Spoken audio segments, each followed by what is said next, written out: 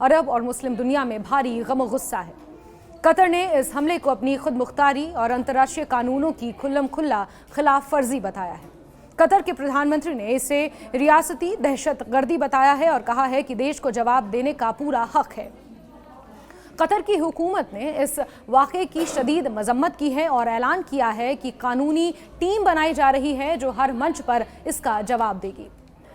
कई मुस्लिम ममालिक जैसे सऊदी अरब और यूएई ने इसे वहशियाना इजरायली ज़ाहिरियत की पुरजोर मजम्मत की है और ख़बरदार किया कि ऐसे जुराइम पूरे इलाके को बड़ी तबाही की तरफ ले जा सकते हैं। हमले के वक्त दोहा में हमास के सीनियर रहनुमा खलील अल हैया और उनके साथियों को निशाना बनाया गया था।